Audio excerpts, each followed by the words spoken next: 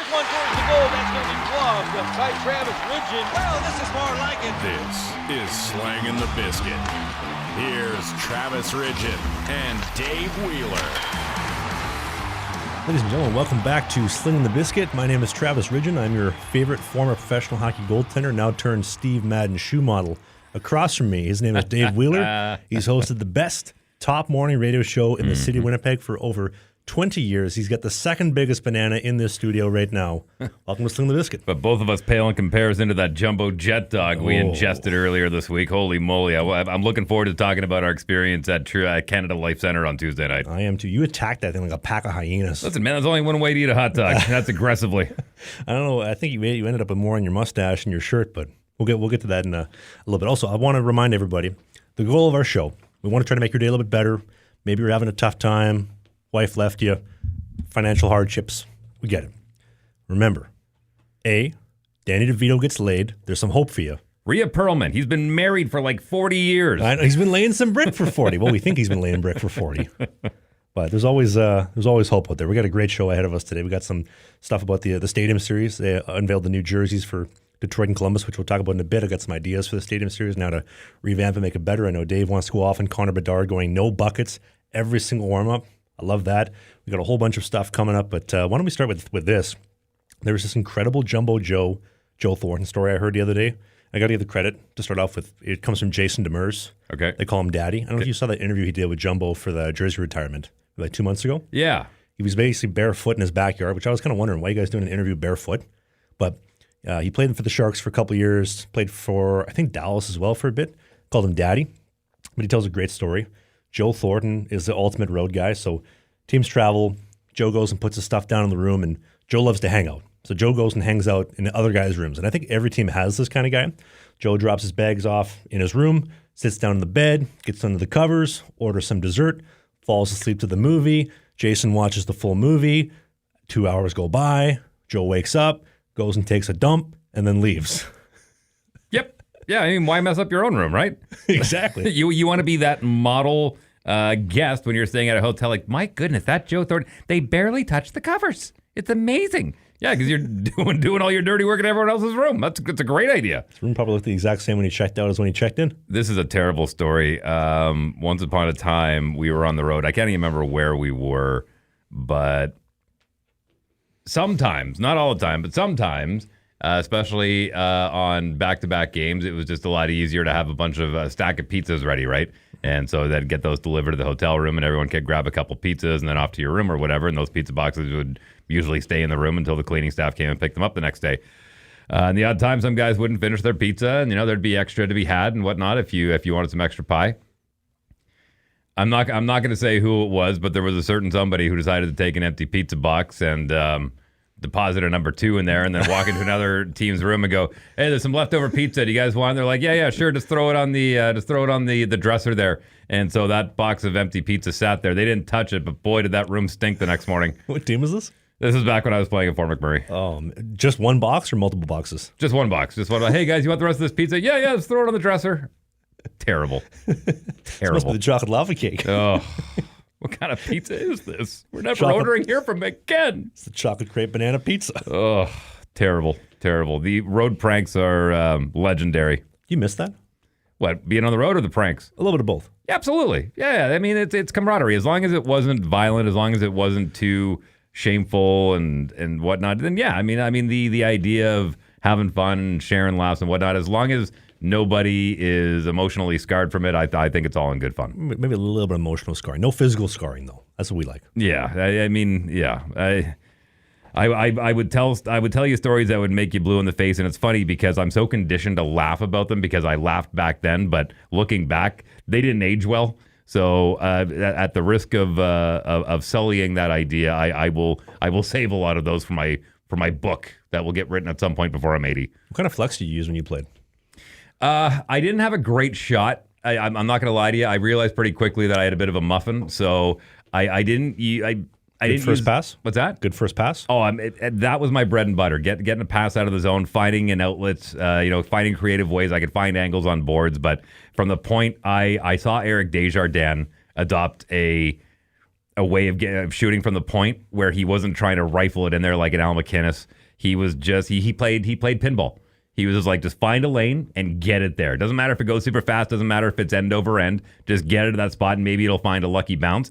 And I found that was much more suited to my style of play rather than trying to hammer one. Like we had guys in our team that just had heavy shots. So I tried hard. I just didn't have the dexterity to wire them in there. How nice is it though when the goalie takes the puck behind the net, sets it up for you, puts it right in your spot, and you just rush up the ice? Isn't that nice? Well, I loved it because especially coming in behind the net, I mean, you just see, and we talked about this actually when we were at the game on Tuesday, where we were sitting, and we were probably about 10 rows from our backs being at the wall of Canada Life Center. Couldn't get any further back than that. What an easy spot to play the game. Bird's eye view. And we talked about you being a goaltender, being able to see everything in front of you, coming out as a defenseman from behind your net. What you want to see is you don't want to see guys moving north-south, looking behind them. You want to see guys moving east-west. Nice, big open target, stick across, being able to find guys that way. That was ideal. It's funny you mentioned a great place to watch the game from. There was a guy probably about 3 seats over, one behind us. He was yelling all night, "Let's trade Stanley." And to paint a picture for you, we're talking about a dude with about the body proximity or the body shaping of a pear. And he was yelling first, second, and third period until he left in the third, "Let's trade Stanley." But I don't think the guy actually really understands the game. He was... he actually had a few good ones after Lehkonen let in, I think, his third or fourth. It was, "We want Demko." I was joining in on that one. I wanted Demko too. Yeah, we'll talk more about the Jets game because we got a lot of thoughts on that, and there'll be some B-roll running as well, so you can have a little bit of a bird's eye view of our experience there. And some, in our opinion, some scummy business practices as well. But we'll get to that in a little bit. I got a little bit of an update for you in my free agency. You want to call it that? I got a call from Toledo in the same league. Remember the first team? They had that little bit of a brawl first game this season? Yeah, that's in the APHL. Yeah, they gave me a jingle last night, said, "Hey, we'd like you to come play for us possibly." Now, I don't have the details, but just a little bit of an update there. So you got an iron in the fire is what you're saying. We'll see if we can make things work. It seems that there's some interest on their end, but there's also some interest in my end, but we got to make things work logistically and financially because the show's going well. We got some really good stuff going on here and then also some other business endeavors, so it doesn't make sense to abandon everything just to go play a game or two here and there. But let me ask you though, when that phone call came in, was there a little bit of fire that started building up in you going, "Oh boy, I might get back in the cage"? I mean, did that excite you? Of course. Okay. I'm super ultra competitive. Well, so good. When that comes in, I'm excited. I like the opportunity of that. Also, they're a purple team. I got my purple mask from Motor City. I got fresh all white gear. Blend right in. Look good, feel good, play good. Give me some fresh covers. It's exciting. I got those native tournaments, those cash prize native tournaments coming up too. There's one, I think, end of February, beginning of March. We got one in May.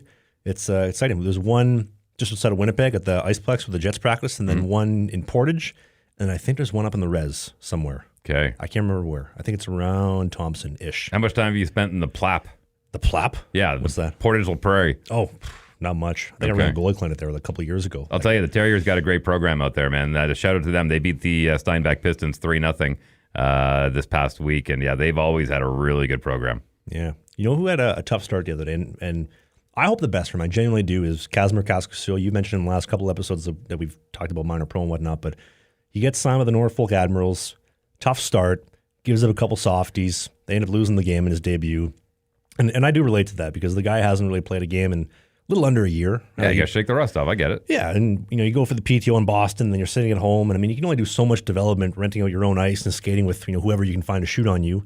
And like I mentioned with Muzz and myself, it's tough to get into rhythm when you're not playing those types of games. So I'm hoping the best for him. I really do. I hope that he does well because when he's doing well, his videos are doing well. His videos do well. Our show does well. Piggybacks off the algorithm. When we do well, he does well. It's good for everybody in the goalie community. And I don't know if I mentioned to you on the show last week, but he had posted a video 2-3 weeks ago. He said, I'm sitting at home.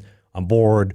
I got nothing to do. I don't feel like myself when I'm not playing hockey. And I feel that too. Like if I'm not doing something to feel useful, I feel very useless very, very easily. Yeah, idle hands are the tool of the devil, man. Exactly. And so I sent him a message, said, "Hey, man, we'd love to have you on the podcast. If you're interested, we'll cover your expenses, cover your hotel. Come on down. Let's do an interview." Now, he shoved it up my hoop, and I guess he signed a couple of days later, so no need to come down for the show. Good for him. But did you ever watch the interview that I did with him like 4 or 5 years ago when me and Shay first started the show? No. So I had a little bit of a bone to pick with him at the time.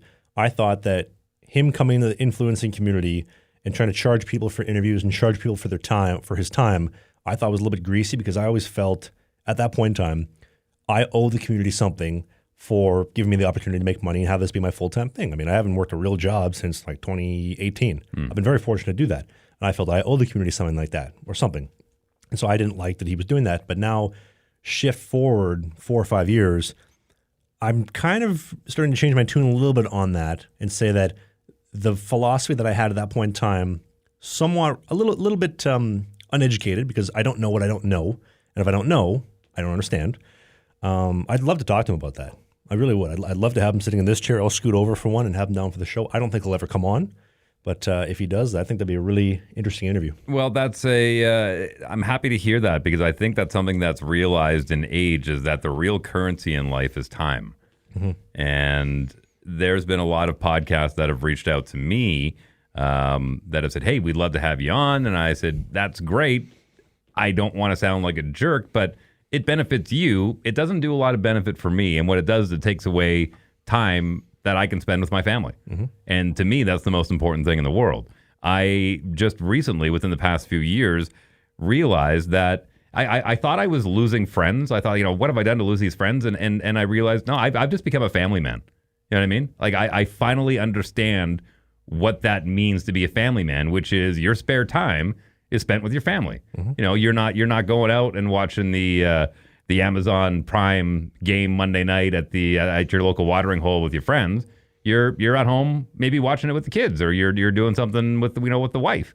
And it took me a little while to realize that's okay.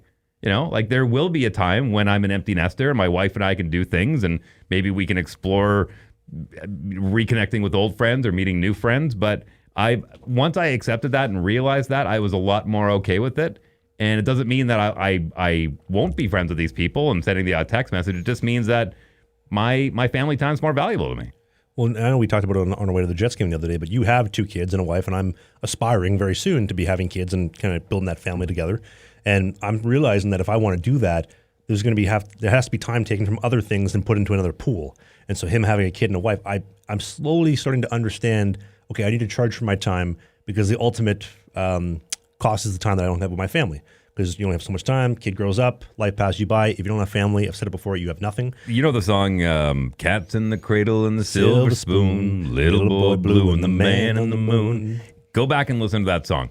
Go back and listen to that song and realize that it is so encompassing of you don't realize how quickly that time goes by because the dad worked his butt off thinking like, hey, once I'm done working, then we can spend time together. And by the time he was ready for that, the kid was away, and now he was doing all of the busy stuff because that's what he learned. Oh, now it's my turn to go do this. And they missed out on that time, and they've created a cycle. Mm-hmm. So, yeah, we all come to it at different points in our life, but I don't discourage anybody for charging for their time. I think another thing that's sinking into is the old saying, a rising tide raises all ships, mm-hmm. right? And if he's doing well, then we have to do more to do better. You can't just sit there and let somebody beat you. Right? I'm competitive, you're competitive. I'm sure he's competitive as well. And that's a mindset that's kind of coming over the last couple of years that wasn't there then, and accepting that him doing well is good for everybody. So if he watches this, again, I'd love to chat with him about that, have him on the show. It'd be a great interview, but let us know in the comment section. We'd like to see. Believe me, nothing but respect for you. Nobody was happier than the 2 guys in this room when we found out that you signed that deal with Norfolk. Because it gives us something to talk about, too. And if he does well, we'll talk about it. Thought it was great. And we love talking about positive things. Yep. For the most part. For the most part. We like talking a little bit of shit every now and then. But speaking of which.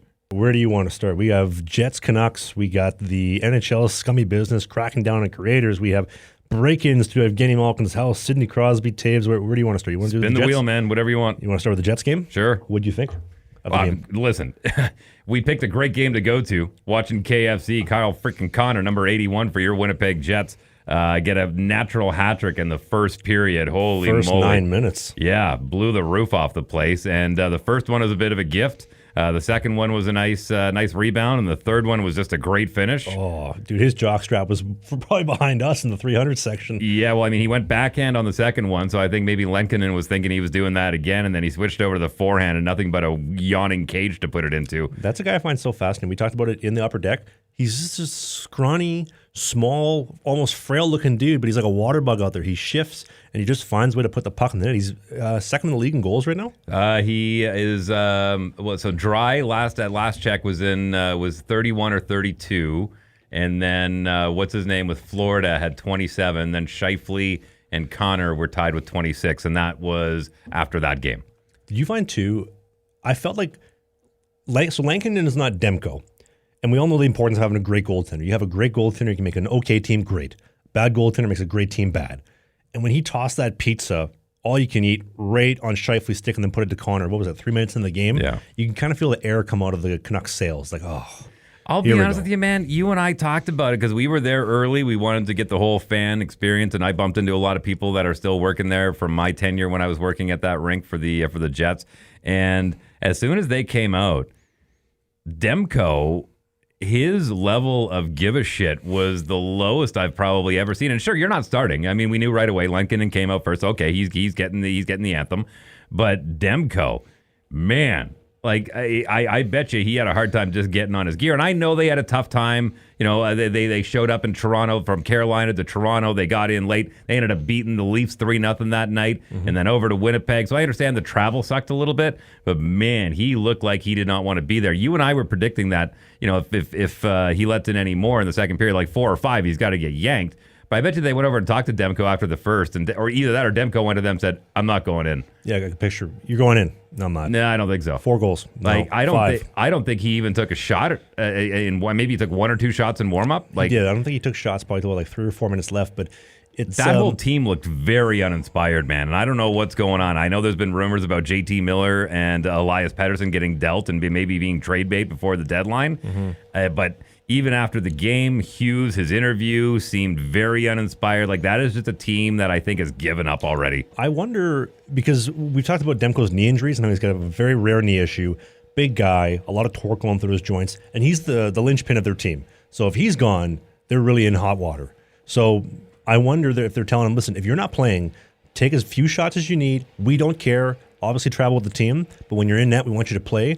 I kind of wonder, but also at the same time, we bought tickets to the Jets-Canucks game. Well, at least I bought the tickets because I wanted to watch Demko. I figured Lankinen played in Toronto 2 nights before. Demko played the game before that.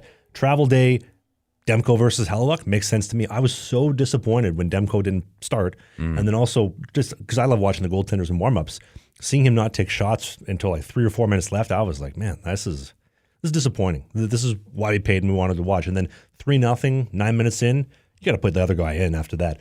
4 goals, less than 30 seconds in the second period. You got to change the goalie out when you're getting smoked. They're getting mangled by the Jets. Yeah, I think at that point, I think they knew they were going to take the L. And at that point, why put in a guy who didn't look overly inspired to play anyways? Like, I mean, you're down 5-0 after 40. And then, you know, you managed to spoil Hellebuck's goose egg, which kind of sucked. Although letting in 1 goal after that, it dropped his goals against average to under 2. He was sitting at a 1.98 after that game. That's unbelievable, man. He might be the 4th goalie in 60 years. Sorry, 5th goalie in 60 years to win the Hart Trophy with how he's playing right now. I don't think he gets enough appreciation. Everybody talks about the neon Leon, McDavid, the Matthews, Hellebuyck. Big saves, timely, in control, no shit muffins, no shitburger goals. I think one of the reasons why it's really hard for a goaltender to win a Hart Trophy is because it's easy. I mean, he's the guy that stops the pucks, right? He's the last line of defense. It's easy. So you got to be extra exceptional. You think that people appreciate good goaltending in the NHL as much as they appreciate good players? Nowadays. I don't think they do. Because everybody talks about, like Connor's worth 12. Leon's worth 13. Goalie for 11, goalie for 12? No way. Like, I don't think they actually appreciate a good goaltender as much. Yeah, you might be right on that one. But I mean, you know, you look at Shesterkin, who just signed for that big contract, and then asked for a trade. Yeah, man. I don't know who's a bigger nightmare right now, the New York Rangers or the Vancouver Canucks. You know the previous 4 that have done it? Okay. Let's start with that. Testing the memory. J.S. Giguere. Nope. Marty Brodeur. Nope. Dominic Hasek. Yes. Patty Roy. Nope. Ron Hextall. Nope. Hart trophies. Yeah, I know. Nope. I know. Hang on. Only 4. 3 guys winning 4 Hart trophies the last 63 years. Terry Sawchuk. No. Phil Esposito. No, he was not Espo. a goalie. No, the other Espo. Tony Esposito. Tony Esposito. No. It was Carey Price, 2015. Oh yeah, right. My idol, Jose Theodore in 2002, robbed Ginla from the Hart Trophy, and then Dominic Hasek, the Dominator, in 97 and 98. Prior to that, Chuck Plante, 1961. There you go. That's it. And the names that I mentioned probably were in the conversation. Probably nominated at some point, but never closed it out. I think I got because I think all the guys I mentioned won Conn Smythes. Yeah, I think you're also mixing up all the French goalies because they all played the same. They all sounded the same. Jose, Theodore, J.S. Jagir. Yeah. Right, so. Oh, by the way, I would like to point out, and I told you I was going to roast you on this. Uh-oh. I jinxed the shutout? I got to tell you the story. It's the third period. Jets are up 5-0. 6-0. 6-0. Thank you for the correction. Up 6-0. And old T. Ridge over here leans over to me and goes, think he gets another shutout? I look at him and say, are you kidding me? You know the rules. You don't say that. And within 5 minutes, Stanley goes and absolutely blows a tire on the blue line. Boy. And a guy who's only got 2 goals to his name so far this year buries his third with a really nice snipe. He hadn't scored in 39 games. And I looked over at you and I just, I couldn't believe it. Could not believe it. Don't blame Stanley on that one. Best part of the dude shit like a pair behind us. Let's trade Stanley. Oh, man. Now look.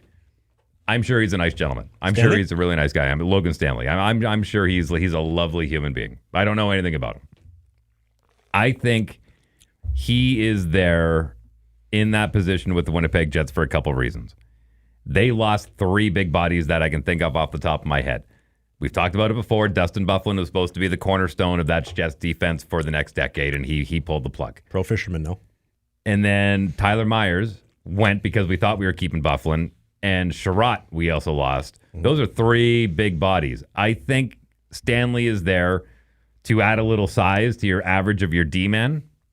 I also think that they are hoping at some point he's going to do what Zdeno Chara did, which has become dominant. Because keep in mind, Big Zed looked like a newborn calf on skates when he started with the Islanders. Like, he was not great. There's a reason why he got shipped off to Ottawa, where he started showing promise, and then his Boston days were just legendary. But I'm having a really hard time seeing it right now. I really am. Like, the fact that he had a really good agent that kept him up in the show rather than spending all that time down with the Moose. I don't know, man. I don't know. And the Jets have a really good D-core. I think he's kind of the weak link there right now. You know the problem is? He's not spending enough time with 300 man at Earls. I'm telling you, the best third line in hockey does, though. Oh, man. I bet you Adam Lowry and the boys, they spend more time at Earls at 300 man than they do at the rink. They're in there every day. Why wouldn't they, man? That's a great spot. Shoot or shoot, though. I love that place. That's one of my favorite spots in the city. One last note. Absolutely criminal. $43 for a jumbo jet hot dog. I love a good hot dog. That was for 2, wasn't it? 2 dogs. Yeah. Buttery brioche bun, Manitoba wiener, foot-long wiener, mac and cheese, chili, bacon, caramelized onions, little green onions, and the nacho cheese sauce on top. $43, taxes included. That's highway robbery. Yeah, it was a little much. I ended up going over to the craft beer corner and having a pint because, who doesn't like having a nice cold pint at a hockey game, but even paying $14 for that and then being asked for a tip on top of that, This guy smashed the no-tip button. Wow. Listen, I'm famously in my 20s and 30s, I was an exceptional tipper, but I don't know, man. It's hard, and I get it. I can't remember what edition of EA Sports NHL Hockey it was when you played general manager mode, where you had to dictate what your parking was going to be, building a new rink. It was basically like playing The Sims for NHL. And I get it. You got to kind of like, all right, a little more here, a little less here, a little more there, a little less here. Like, it's a business. It's tough, but man, I just feel like I'm getting gouged. We appreciate after your 4th beer, you said to me, God, I love the Winnipeg Arena. I said, Dave, they demolished it like 20 years ago. I actually got to spend a little time in the old Winnipeg Arena when I was out in the Polo Park area. And yeah, sure, it was showing its warts. And I still think back to when they imploded that thing. And it was great because there was a whole bunch of people, old Jets 1.0 fans, who showed up to watch that thing come down. And when the poof, poof, poof, poof, and all the extensions they had put on it over the years fell, but the original skeleton stayed standing, there was like this moment of quiet that all of a sudden you hear this, go Jets, go! Go Jets! It was awesome, man. They ended up having to use a crane to take the rest of it down because it wouldn't go down. Oh, God. It was awesome. I remember that. They knocked that down in what, 03? Yeah, because I got here in 03, and that was the last year that the Moose played in there. And then I think the new rink opened 04, 05? Mm-hmm. Yeah, that sounds about right. Also, you almost won 50-50, too. You're like 10 numbers away. This guy's like 10 numbers away, dude. I'm not coming in for the show this week if I win. I would have needed a new host. I wish it was like I wish this was Beast Games, you know? Like, hey, you didn't win, but you walked away with $50K instead. Oh, boy. Those 50-50s are getting high, man. Holy moly. I think the winner walked away with $60K tax-free. That's not bad. That's a good chunk of change. Yeah, but we got free parking, so we won. Yes, we did. We certainly did. But you know what real winners do? They get an eSIM plan from the team at Saily, the presenting sponsor for today's show. So if you're not familiar with Saily, if you're traveling, whether you're going to a new country, new continent, trying to get a new eSIM at the airport, but instead, you download the Saily app, you pick a plan, you get 5 gigs, 10 gigs, 20 gigs, whatever you're looking for. Super cheap, super affordable. They work in over 180 different countries. And you download it before your flight, you land, boom, go into the app, turn on the new plan. You got data, you're rocking and rolling. No need to go get a plan from a gas station or from the convenience store.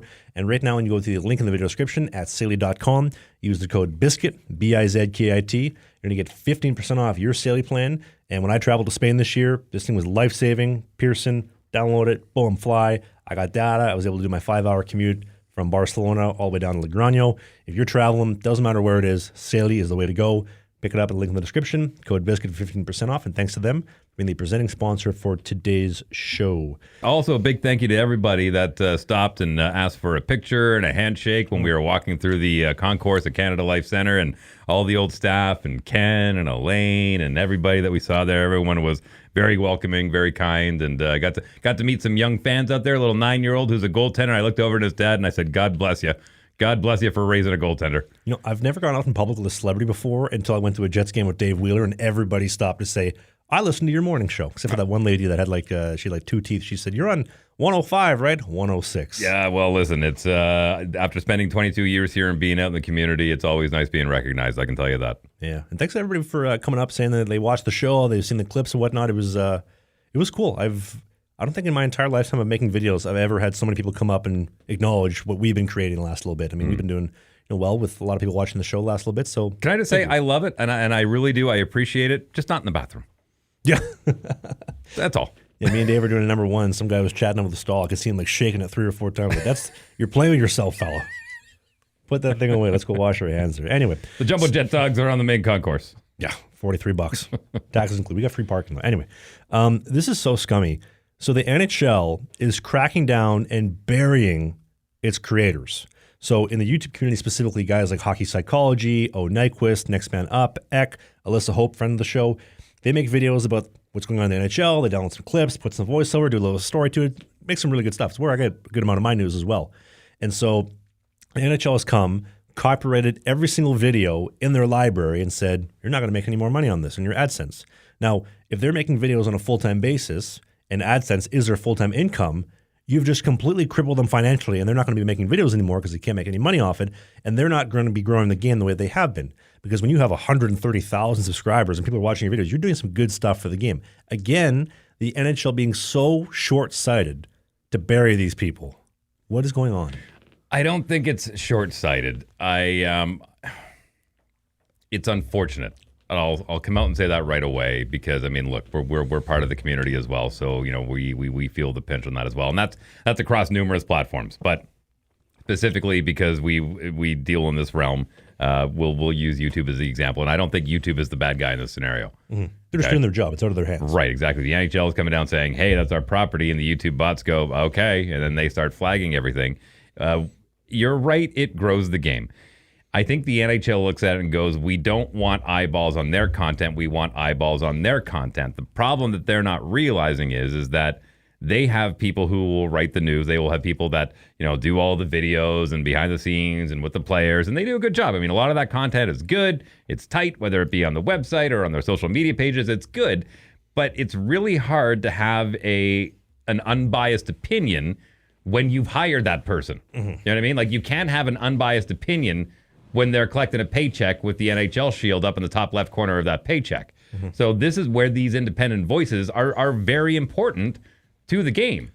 And there has to be unbiased voices, and it's unfortunate that they're cracking down on this. I wish there was more of an understanding or a collaboration, or I don't know if these content creators need to collaborate the post with the NHL or permission. I don't know how it's going to work, but there needs to be a better model in place, because I understand that the internet and a lot of these platforms are the wild, wild west. I understand that, you have to protect your property. My wife is a business owner and we are content creators, and we have to do the same thing sometimes when people are poaching some of our content. Like, we have to be that too, but that's more so directly like, hey, you basically just reposted our stuff and sold it. You can't do that. I was going to say, but they're not promoting your show either. Right.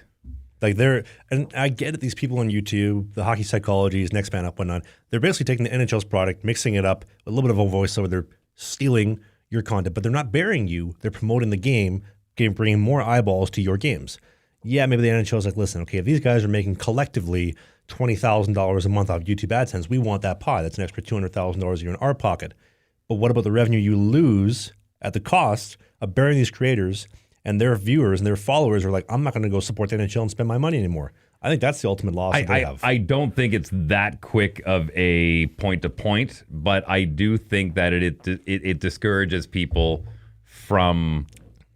Yeah, it's a lot. There's a lot more pins in between there from somebody going, oh, they canceled Hockey Psychology. That's it. I'm done with the NHL. Well, you remember this is about a decade ago when the Jets were in Chicago and Adam Party gets drilled through the glass falls down. Remember the dude who picked up his helmet and put it on? Do I remember? Guy? Oh, you want to hear a story? Were you there for that? Not only was I there, I was on the radio at the time. And so I was working with the Jets organization. I was the man in the stands. I was the guy that was like, hey, we're here in section 212. We're giving away luggage to this person right here. If you can answer the question up on the board. Like, I was that guy. And I did it for 10 years. I started with the Manitoba Moose and continued on when the Jets came back. And the Jets were on the road. You described it perfectly. Adam Party went into the end boards. It was down in the corner. Glass falls back. He ends up with his upper extremity in the crowd area, which happens in professional sports. There was a gentleman who reached over and pulled the helmet off of him and put it on, and then his wife dumps a beer on Party, and Party was interviewed after. He goes, it was a little sticky, but hey, it's the way it goes. I'm glad everyone was okay. And I went on my radio show the next morning and I said, oh, this is perfect. Like, I actually saw it as something that could be really cool. And what I suggested was, next time the Chicago Blackhawks are in town, and keep in mind, Winnipeg and Chicago have a very storied history, not only in sports, but just as far as the two cities. I mean, Winnipeg was known as Little Chicago for a long period of time. And so one thing that the NHL, I think, had been lacking for a long time is having real, outside of the original six, is having really hardcore rivalries. I mean, that's the reason why they reshuffled all the divisions and made them play inside their division more, so they were looking for rivalries, right? And I thought, oh, this is perfect. Like, this is a gift on a platter. When the Chicago Blackhawks show up, we all wear helmets. Every single person in the stands puts a helmet on, because this shows the Chicago Blackhawks fans, we don't need to steal players' helmets. We have our own. We're a hockey town. We all have helmets sitting in the garage that we can blow the dust off of. We're going to wear helmets to the game. Went on social media, hashtagged it Helmet Party, and I thought, this is great. I thought this was going to be the greatest thing in the world. Next thing I know, I get told to shut this down by my superiors. The gentleman in question who had pulled that helmet off, he was out having a time with his wife and friends, because he was a rather successful business person in Chicago. And from what I understand, he had sold one or maybe a couple of his car dealerships in Chicago. And to celebrate, they were out for a night on the town. And he was 3 sheets to the wind. Good for him, as he should. Perfect scenario popped up. He gets to tell a story for the rest of his life. Apparently, he did not like this idea of it being pushed any further than it already was. And I thought to myself, 50 years from now, we could have Chicago Blackhawks fans and Winnipeg Jets fans wearing helmets when they play each other at both barns, not knowing what the original story was, but it just becomes one of those things. Hey, why do people wear helmets when they go to Jets games and Blackhawks games? I don't know, but it's awesome, isn't it? It sure is. Anyways, he wasn't a big fan of it. Called Stan Bowman and said, hey, I need to get a hold of this. Like, I need this to go away. This isn't good for me. This isn't good for business. So eventually it gets to Chipman. Apparently there was a sum of money that was donated to a certain charity. The whole thing got shut down, as at now Canada Life Center was told no helmets will be allowed in the building for security reasons. After I found this out, I was rather disappointed. I was a little butthurt, if you want to call it that. And I went on my radio show the next day and I said, I think it's really unfortunate that the Jets management is more concerned about the Chicago Blackhawks fans than they are about their own. And that was basically the nail in the coffin for my career at the rink, which worked out pretty well anyways because my wife was pregnant with our second born.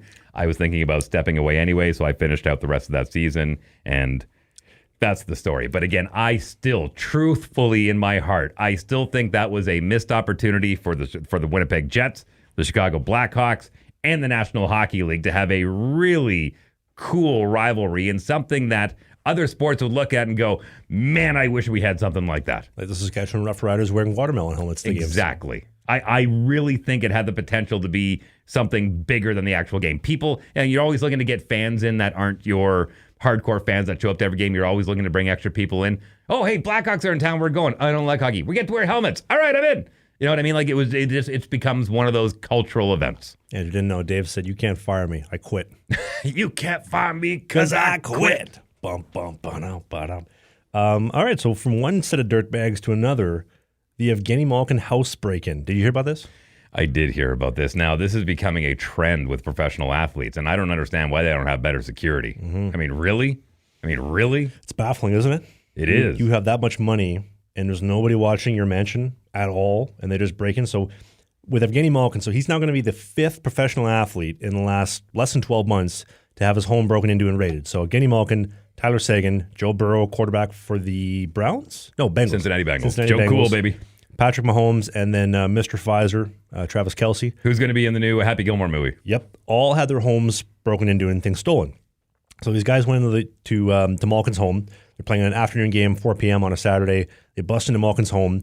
They bust in the back door, break it in. Apparently his safe was unlocked. They just opened it up, and they took his 3 Stanley Cup rings. So there's good news and there's bad news out of this. Bad news, the rings are gone. Good news, the rings that I bought on eBay last week might actually be real. So there's a silver lining in this. But in all seriousness, if you robbed him and you took his 3 rings, just to think about this from the criminal's perspective. That's going to be hard to move, man. That's where I was going to go. Really hard to move. So how do you play that off? I have his authentic 3 Stanley Cup rings. I'd like to sell them. Well, where did you get them? You either bought them from the criminal or you are the criminal. So the only thing you could do is scrape that crust off and sell them individually. You like melt them down and take the diamonds off? Well, you don't melt it down. You pick them up. From what I understand, just from seeing Adam Sandler movies on Netflix, but from what I understand, you could pull those out. It becomes way less valuable because part of the value is all of them together in that setting on that ring with that logo. That's the value. You break them all down, you're going to make way less money. But if the carats are high enough and all those little diamonds, you put them in one of those little tiny manila envelopes and you could probably you can make a few bucks on it, melt down the gold. I mean, you're not going to get rich off of it, but yeah, you could probably make yourself a 20, 30 grand. And bring back the rings without the diamonds. Thanks for the Prius. Yeah. Signed Dirty Mike and the Boys. Yeah, no, man, that sucks. That's brutal. That sucks for Evgeni. Because look, once your career is long gone and, you've got family, you get, maybe you're on your second, third generation, you got grandkids. That's one of the things that you pull out of the safe every once in a while and say, sure, here you go, grandson. Why don't you put that on? Well, like you would say, it's unfortunate, but that's just an expensive lesson. You need some security. Apparently his CCTV was turned off. That's the part that, I don't know. Were the guards at the New York, the same guards that were watching Jeffrey Epstein in charge of watching security for his place? That to me, that's the part to me where I kind of go, wait a second. Like your safe's not locked, your cameras are off, your alarm system's not working. You didn't call the neighbors to tell them that keep an eye on the cats. Like there was no 911 call for 4 hours until after the break-in. And I'm not saying anything. I'm just saying that's a little suspicious, is it not? So you're telling me that if I was dying of cancer, you'd charge me up the wazoo, but this medical injection you want me to take is free and good for me? Yeah. Interesting. Fascinating, isn't it? Listen, there's a reason why they have investigations into insurance fraud. I'm not saying that's what it is. I certainly hope it's not. I really hope it's not. But it's just an unfortunate situation all around. In seriousness, though, do you think that could be a situation where he hired somebody, CCTV was off, door was open, they took his rings, insurance, but he still got the rings? I don't want to get too tinfoil hat here. That could be a I ain't going to speculate. Let us know in the comment section below. Call the voicemail. We have a voicemail line. You can call anytime about anything. There's a link in the description. What do you think?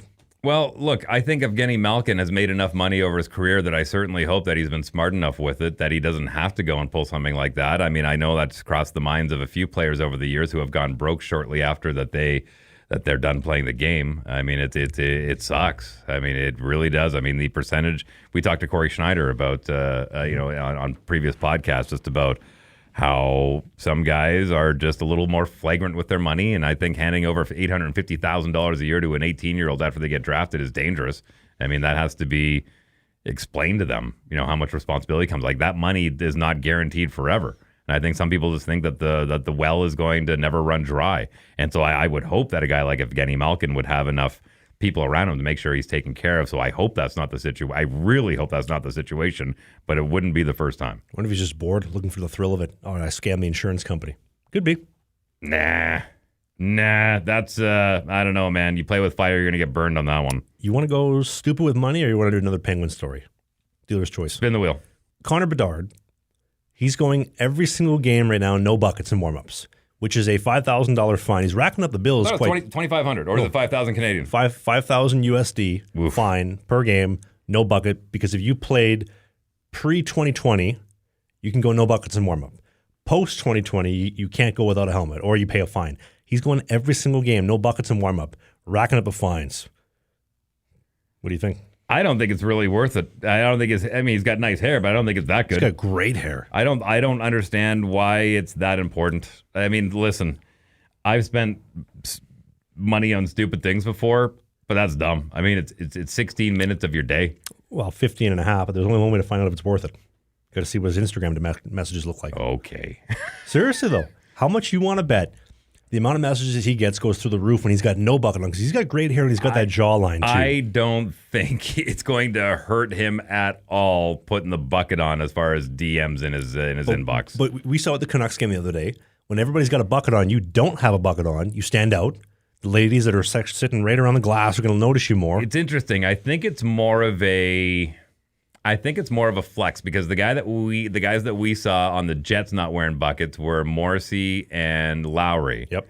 Captain and assistant captain. Mm-hmm. And to me, for the vets, it's kind of like, hey, don't forget, I'm a veteran. I've been around here a while. I can skate around without my helmet on. I think for Bedard, it's a flex for him going, treat me like a veteran.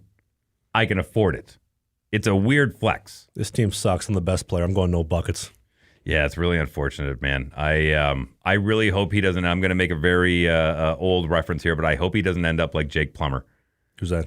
Jake Plummer was a really good quarterback, very highly touted quarterback coming out of college, and then got into a situation where he played in Arizona, and he learned how to lose. Mm-hmm. You know what I mean? It's like 2010 Edmonton Oilers. Kind of. Like the culture just was, hey, we're bad, do the best you can. And then finally when he got into a situation in Denver, he was just so used to losing that I don't think he ever got that appetite back. I got a chance to talk to him after his retirement on an interview, but I really hope Bedard doesn't fall into that. I'm really praying he doesn't, because he's got too much talent. Leave a comment in the comment section below. What do you think? Would you go no buckets for a $5,000 fine? No. Hey, Connor. Nobody would. I can see the messages right now. No. Mr. Bedard, let's Netflix and chill, minus the Netflix later. Listen, I saw you out there without your helmet on. My goodness. No. Those messages aren't showing up. I think it's more of a veteran flex. Oh, 100% they are showing up. There's only one way to find out, and only he knows. Get him on the show. We've tried. I know. Speaking of ladies, the next one we got up here, Sidney Crosby. So I find Sidney Crosby so fascinating. In this world of liberal lunacy, he is the salmon swimming upstream. Because apparently... Explain. So Sidney Crosby, he's the GOAT, one of the greatest of all time. He's got the cash, he's got the status, he's got the good looks. He's been in the media since he was 9 years old. For whatever reason, has never got himself in any trouble. And I know you said that... He's very well protected. Very well insulated. Maybe he's just smart, a little bit of luck, a little bit of... Could be a lot of things. Apparently, he's had the same girlfriend for 15 years, refuses to marry her. I love that. It's such a bad business decision as a man in 2025 to get married. I love that. Especially when you're Sidney Crosby, there's no reason to marry her. I will quote a really great comic.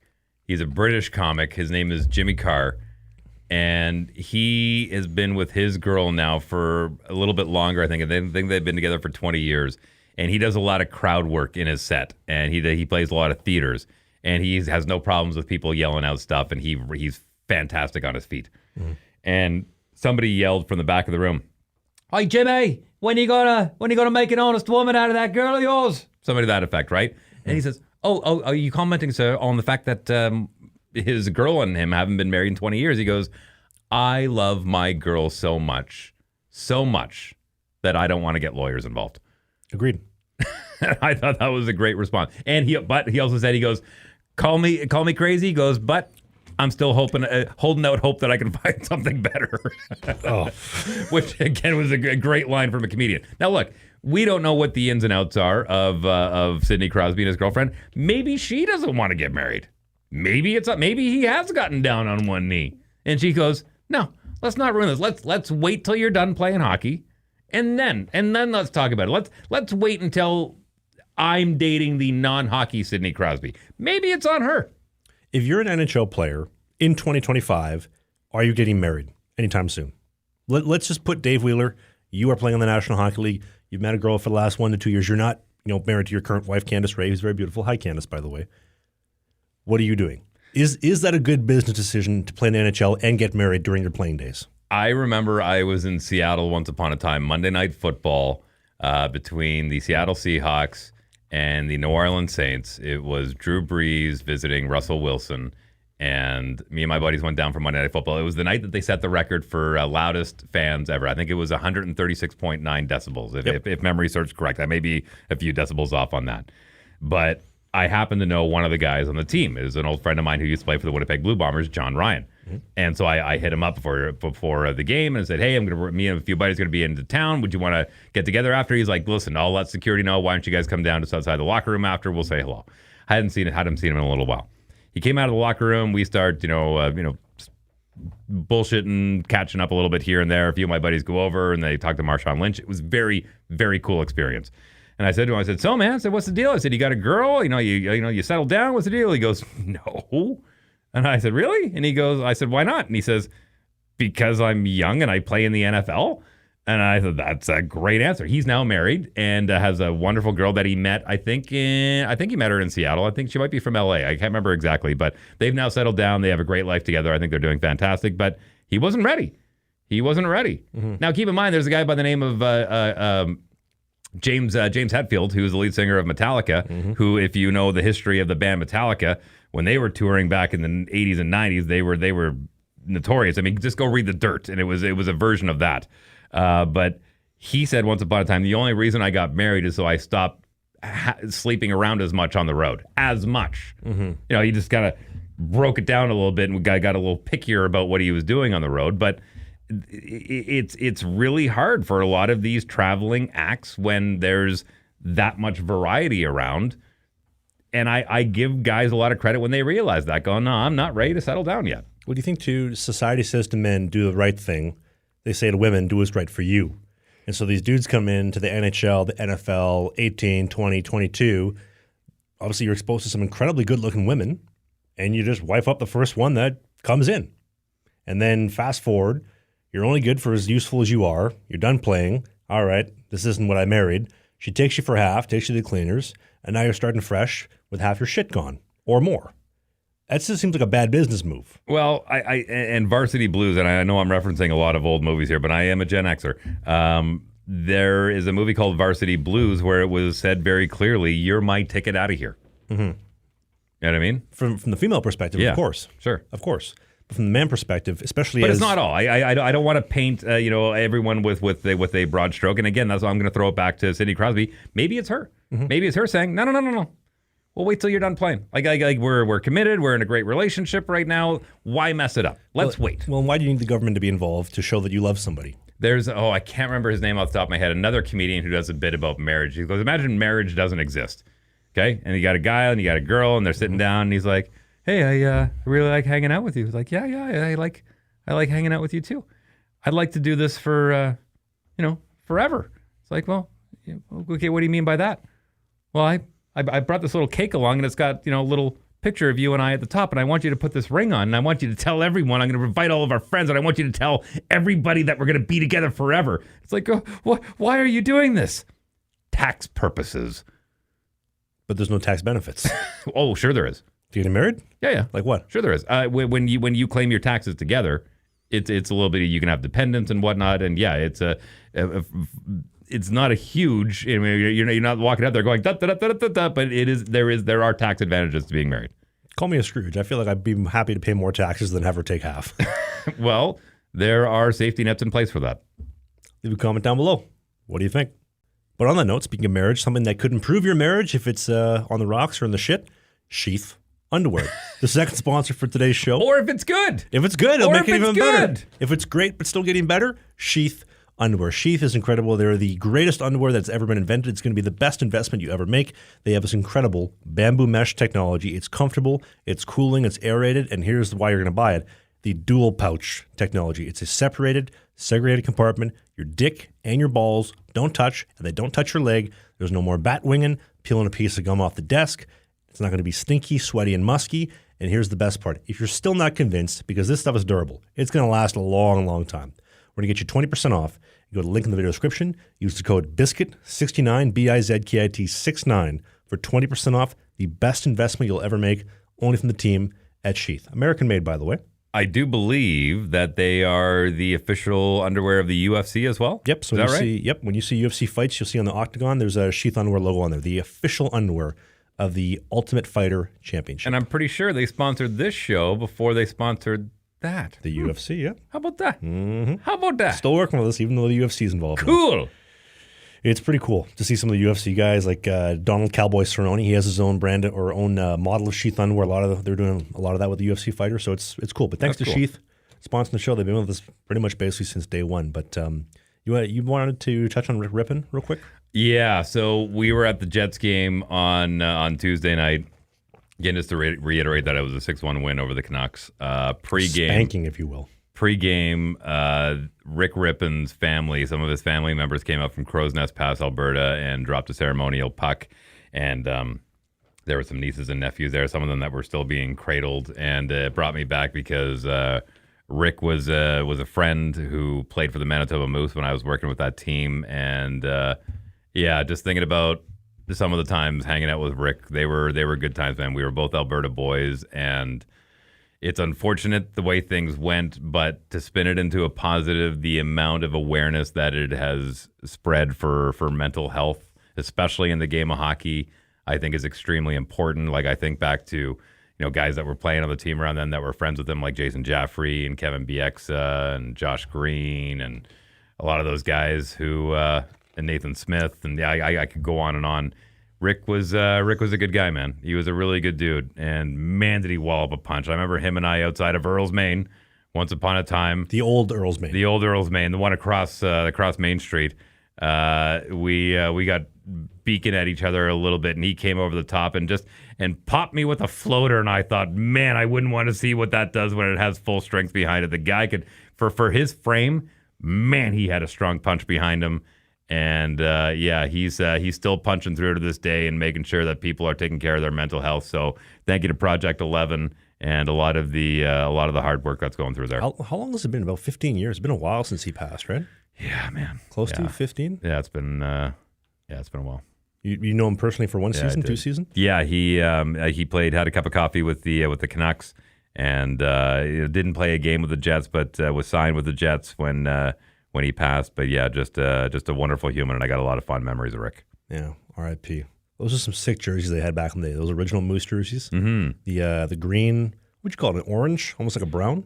Well, the old logo, the old that was a badass logo. What the old one? Like the moose with the stick, and it was like gonna kick your ass like that moose. I think we're thinking of different logos. Like the one, like if you remember Happy Gilmore, the first movie, you'll see that logo because they came from Minnesota. It was the Minnesota Moose, and then they ended up moving, and then they had the logo with the helmet on, and he had the stick and whatnot.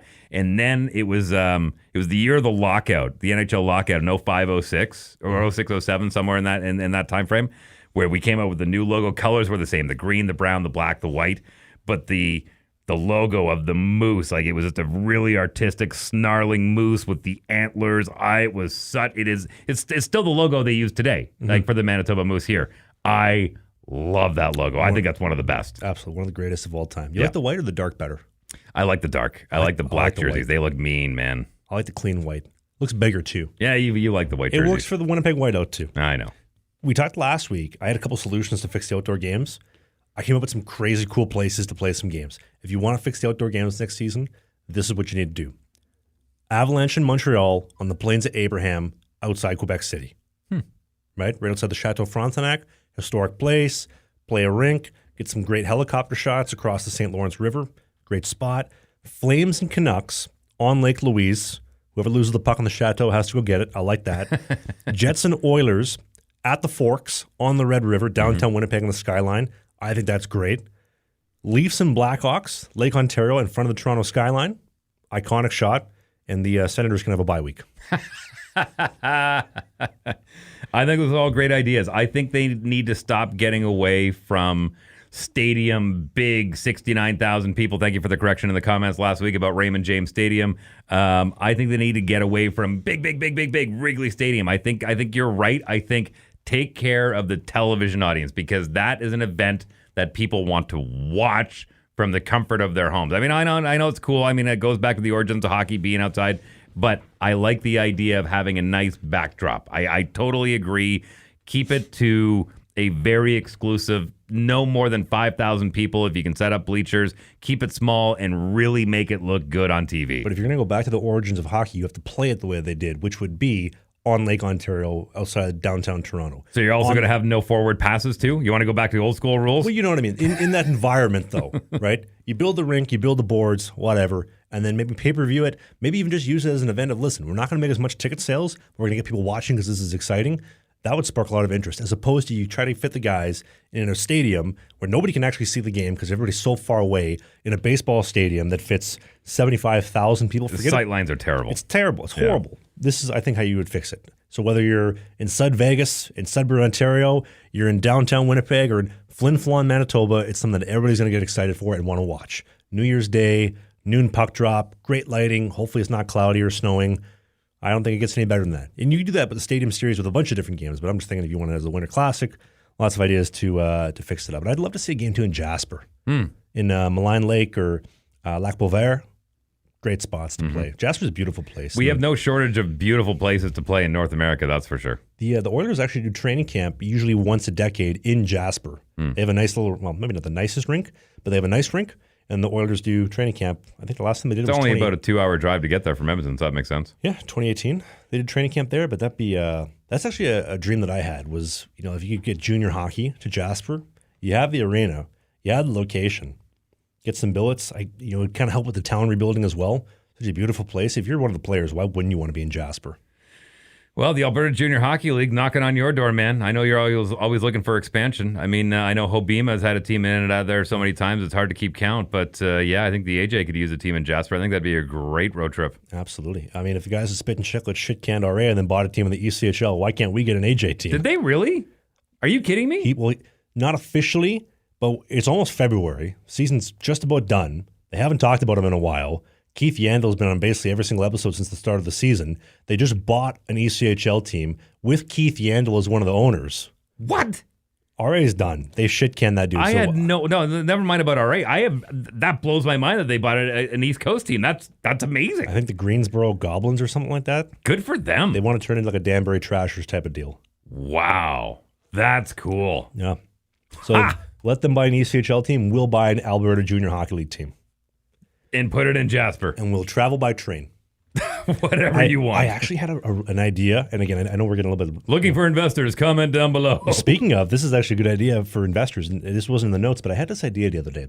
What if, and this could be like a tourism idea, you got one of those like big old steam locomotives, like the one at Assiniboine Park in Winnipeg or the one in Jasper or the one in downtown Toronto. You just took it, refurbished it, got it fixed up, rocking and rolling again on the tracks, got a couple cars, and then just ran that, let's say, Thunder Bay to Winnipeg, Winnipeg, Regina, Calgary, Calgary to Banff and back. Or instead of getting a bus, use that to transport the team during the winter, and then in the summer, use that for tourism. Now, it would cost, pretty penny, and we're talking like hundreds of thousands of dollars to retrofit an old steam locomotive that's been sitting there for 60 years and get some cars. But you tell me who wouldn't want to play for my team or our team if we got a steam locomotive taking us to games? Ladies and gentlemen, if you didn't know, I'm dealing with Sheldon from Big Bang Theory, hockey version. Doesn't it sound cool, though? Yeah, of course it sounds cool. That sounds so badass. It sounds like something that you would dump money into if you had way too much of it. I need to find some investors. Look, it's like Ryan Reynolds said when he was looking at buying the Ottawa Senators. He's like, you need really deep pockets. And not Ryan Reynolds' deep pockets. You need deeper pockets than that. And he's a billionaire. Need some investors. But let me know in the comment section. Would you do that? Would you ride a steam locomotive train across Canada in my new tourism endeavor, post-retirement endeavor? So if you want to call the voicemail, it's not really a call. You can do it through your mobile device. You can do it through your desktop. You can do it through whatever thing has a living microphone on it. And then you just go to the... link in the video description. There you go. Tap it. Call anytime, whatever you want. You got lady problems. You want us to diagnose your relationship. Talk about the Senators' goaltending. Whatever it is. As we move into the new year, one headline that we need to make sure and capture so that we really set the tone for one of the most important things going on in Canada and hockey and sports in general is the fact that Trav is the sexiest man alive. There's no question. People are starting to talk about it everywhere. This conversation's only going to grow, and I think we may see him in contention for People Magazine's Sexiest Man Alive this next year. Wow. This guy is single-handedly spearheading this headline. Next. How hard is it to be a backup goalie in any sort of pro-level hockey? And how often does it happen that there is a really good goalie there that's just not getting their chance? Nice finish. Welcome to pro hockey. Well, I was just going to say, before you get into that, I don't think you can necessarily pigeonhole it for just professional hockey, professional sports. I mean, keep in mind that happens in most entertainment industries where even in stage acting, you have understudies. You know, who just basically sit there on the sidelines just in case one of your main actors get a cold or get the flu or whatever happens. And sometimes that never happens. Like they don't even get the odd game. They just sit there the entire run of that Broadway show where they sit on the sidelines. So, I mean, that happens in entertainment. And I think more often than not, what you'll hear them say is, I'd love to get my opportunity, but I'm just happy I'm part of the industry. Which is BS. They want their opportunity, obviously. Well, of course. Trav, Big Cheese here down in Ingleside, Ontario, man. Small Cheese, what's up? You gotta just not be throwing shade at these chubby girls, man. Because they're the ones that are gonna have dinner ready when you get home. You ain't gotta worry about your roommate lawn darting them while you're gone to practice. Plus, after your track history, they're still gonna love you after you get lit up like a Christmas tree in Rockefeller Center. I ain't trying to poke no fun here, like you got lit up in Witsville, but you gotta keep these chubby girls in your prayers. After your career ends, if it hasn't already, not throwing any shade, they're gonna love you, past your career, if it hasn't died already. I'm with Big Cheese here. Beauty comes in all different shapes and sizes, sir. I prefer my women shaped more like a Coke bottle than a fridge. That's okay. We all have our thing. Hey, Trav. My name is John Paul Gurria, and my question is, if you have had any regrets in your hockey career. Yep. I try not to look at it as regrets. I just look at it as learning lessons. Bingo. Right? Because if you can take some from it, learn from it, you build on it, don't make the same mistake twice. Bingo. That's growth. Yep. If you sit there and I wish I would have done that, it's like you got to change your framing. Because the first is a victim mindset, the other is empowering. It's going to propel you into growth. I agree. And hockey's the measuring stick to life. You can traject that outwards. I agree. Extrapolate it outwards. Are you going to play in the LNAH? I think if an offer came through, you wouldn't say no. I need an offer first to go play there. I just show up. Hey, I'm here for a tryout. Yeah. I was told on my podcast that someone wants me to play. Here I am. Somebody left a voicemail. Who was that? I'm here for my tryout. Yeah, exactly. Call him. Hey guys, my name is Josh, or Jay Hill in the comment section. Hey Josh. First wanted to say, love the show. Love you, Dave, bud. you keep rocking those vests, man. Yeah, I love those vests too. I've been accused of looking like a community college professor, which is a very noble profession. Yeah, TikTok's full of retards. Ignore them. All right. Trav, have you ever thought about transitioning, not to women's hockey? Oh, jeez. But going over to pro roller? No. Also, is there any chance at a possible startup of your own franchise we just in talked senior about that. men's, where a majority of the players are creator-based? Tons of opportunity for brand exposure and merchandising. What are your thoughts? You know what? Have a good one, fellas. Josh, we talked about this months ago where I said that I don't think we're there yet. I don't think it's ready for it yet, but I think with the amount of content creation that's happening on social media, it's really filling my cup. I mean, Bryson DeChambeau is basically becoming the Mr. Beast of golf. You've got Dude Perfect who are doing. They just had Tom Brady on last week. Great episode. I think eventually with a lot of guys like Pavel Barber and then guys of that, and then I know there's lots of those. Who was the guy that you did? Brody True. Brody True, guys like that. I think I there's something. There's something there. I don't know what it is. I think if you were to let's just play pretend for a second. Let's just say that you decided to have enough money and found the investors and put a team in Jasper. You would document that and put cameras in the locker room and have a behind the scenes the same way that they do Welcome to Wrexham, but it would be IRL. I'd be filming it myself. Imagine the owner is vlogging the team. Totally. Honestly, I think there's something there. I think instead of IRL in real life, it would be IRT in real time. Like you would have episodes up every week as the team is going on instead of having all that content dump the year after. Do it constantly. It'd be like a constant vlog. I think the most of the money being spent would be on your content creators and your editors. I think there's actually something to that. That's not the craziest idea I've ever heard. Imagine this crazy nut job from Winnipeg. He played a cup of coffee in pro hockey in Europe and the U.S. And now he comes in, found some investors. I mean, the biggest problem with the idea that I had before, starting a team in a national park and going through Parks Canada to get a junior hockey team there. So fingers crossed that they'd be a little bit accommodating with that, especially let's build something in a town that just burnt down because you idiots didn't clear the forest. But I think there is so much potential there. And then to document it, building a hockey team, almost like Casey Neistat when he was building his vlog around building his business. And then also here's his lunatic who just bought a steam locomotive who's going to transport the boys from Jasper to Edmonton and take a bus down to the game in Fort Mac. Tell me that's not awesome. Would you not watch that series? There would be an audience for it. I think so. Hey, Trav. This is James in Minnesota. Hey, James. I was just wondering, you rip on the PWHL so much. What do you think, statistically wise, save percentage, what would you post in the PWHL? Probably get into a scrap and never play a game again. 0 goals against, 0 save percentage. Thanks for the call-in. But thanks for watching the show. This is Slangin The Bizkit. I'm Travis Ridgen. That's Dave Wheeler. We do new episodes every single Sunday. Call the voicemail anytime. Also, don't forget to check out our amazing sponsors linked in the video description below. And we will see you next Sunday.